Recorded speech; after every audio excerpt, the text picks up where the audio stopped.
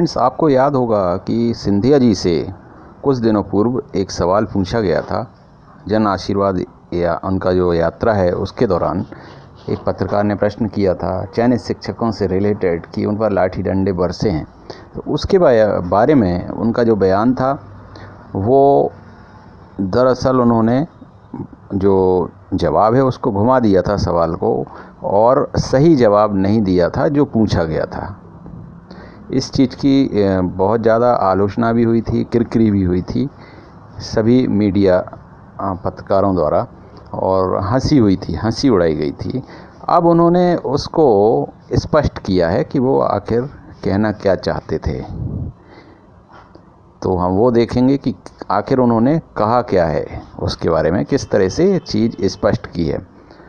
दूसरा आज इम्पोर्टेंट खबर है कि सीएम शिवराज सिंह चौहान जो 1 सितंबर को हाई कोर्ट में ओबीसी केस की सुनवाई है, तो उसमें अपना पक्ष मजबूती से रखेंगे, और रखवाने के लिए आज वो दिल्ली में देश के कुछ नामी वकीलों से विचार विमर्श करेंगे और उनसे सलाह लेंगे, और कुछ वकीलों को हो सकता है 1 सितंबर को बहस में सरकार का पक्ष रखने के लिए भी कहेंगे। तो आज हम देखते हैं डिटेल में क्या बातें हैं, और डिटेल में जाऊं उससे पहले चाहूँगा कि जिन्होंने चैनल को सब्सक्राइब नहीं किया है वो चैनल को सब्सक्राइब करें, बेल आइकन बटन प्रेस करें ताकि मेरे लेटेस्ट वीडियोस के नोटिफिकेशंस आपको मिल पाएँ। तो आइए हम देख लेते हैं डिटेल में क्या चीज़ें हैं। ये देखिए आज का जो कार्यक्रम है सीएम शिवराज सिंह चौहान जी का। आज आपको पता होगा उत्तर प्रदेश के पूर्व मुख्यमंत्री कल्याण सिंह जी का निधन हो गया था, तो आज उनका अंतिम संस्कार है। अंतिम संस्कार में वो शामिल होंगे और इसके बाद फिर वो दिल्ली चले जाएंगे। दिल्ली में जो बड़े वकील हैं, नामी वकील हैं, वरिष्ठ वकील हैं, उनके साथ बात करेंगे और उनको जो 1 तारीख को सुनवाई है उसमें सरकार का पक्ष रखने के लिए आमंत्रित करेंगे। ये सभी न्यूज़ चैनल पर ये बात चल रही है। ओबीसी आरक्षण पर वरिष्ठ वकील कोर्ट में रखेंगे सरकार का पक्ष। महाधिवक्ता पुरुषेंद्र कौरव भी होंगे बैठक में शामिल, मतलब सीएम साहब के साथ दिल्ली जो हमारे मध्य प्रदेश के महाधिवक्ता हैं पुरुषेंद्र कौरव, वो भी वहाँ जाएंगे और वरिष्ठ वकीलों से जो मीटिंग है उसमें शामिल रहेंगे, बातचीत करेंगे। तो देखते हैं कि अब वरिष्ठ वकील इस केस पर किस तरह से बहस करते हैं, और सबसे इम्पोर्टेंट है कि जो युवा बेरोजगार है, जनता है, उसको किस तरह से न्याय दिला पाते हैं, ये 1 सितंबर को पता चलेगा। आपको याद होगा सिंधिया जी ने शायद 19 अगस्त को उनसे जब एक प्रश्न पूछा गया था चयनित शिक्षकों पर जो लाठी चार्ज हुआ था उसके बारे में, तो उन्होंने गोल गोल जवाब दे दिया था। तो ये खबर आई है भोपाल समाचार में कि केंद्रीय मंत्री ज्योतिरादित्य सिंधिया ने इंदौर में स्पष्ट कर दिया कि अतिथि शिक्षक, अतिथि विद्वान, शिक्षा विभाग में रिक्त पदों पर भर्ती और बेरोजगारों के साथ न्याय मेरा मुद्दा नहीं था। मेरा मुद्दा कांग्रेस पार्टी का घोषणा पत्र था। तो ये उन्होंने कहा है कि भाई उन्हें आम जनता के जो भी काम हैं उससे कुछ लेना देना नहीं है, वो तो सिर्फ जो घोषणा पत्र था, घोषणा पत्र में जो वादे किए थे उसको पूरा अगर करने में कोई कमी थी तो उस पर ये नाराज़ हो गए थे और इस वजह से उन्होंने पार्टी छोड़ दी थी। तो जनता के लिए काम करने में इन्होंने अपनी कोई रुचि नहीं दिखाई।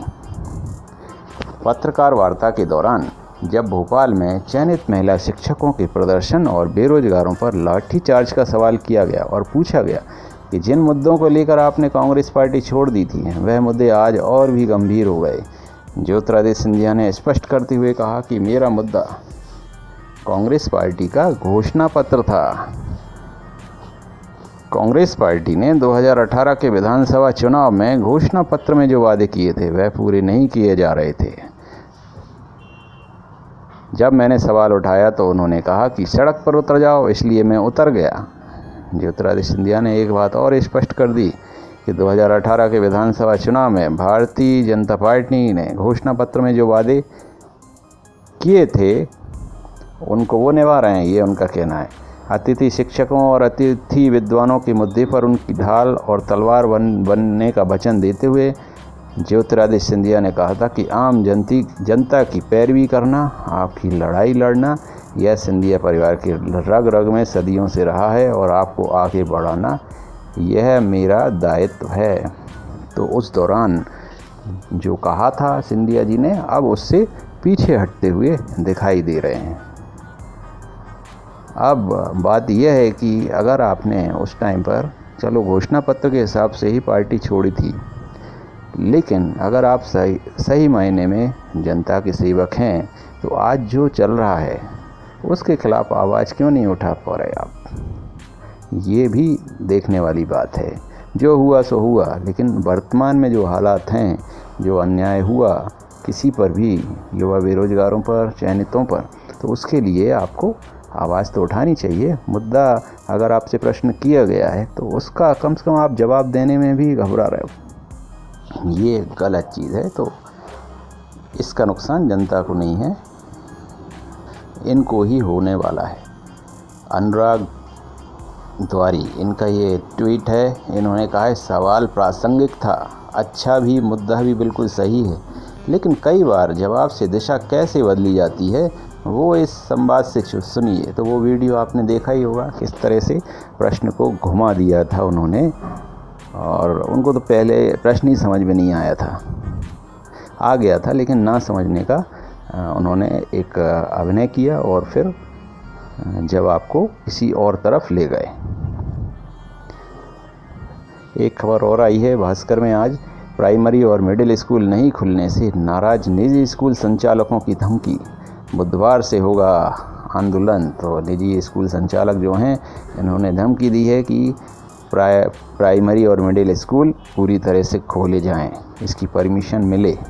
अगर ऐसा नहीं किया तो बुधवार से ये लोग भी सड़कों पर उतरेंगे, आंदोलन करेंगे। तो फ्रेंड्स, ये सारी अपडेट्स थी आपके लिए और हम जल्द मिलते हैं अगले वीडियो में अगली अपडेट के साथ। Thank you so much.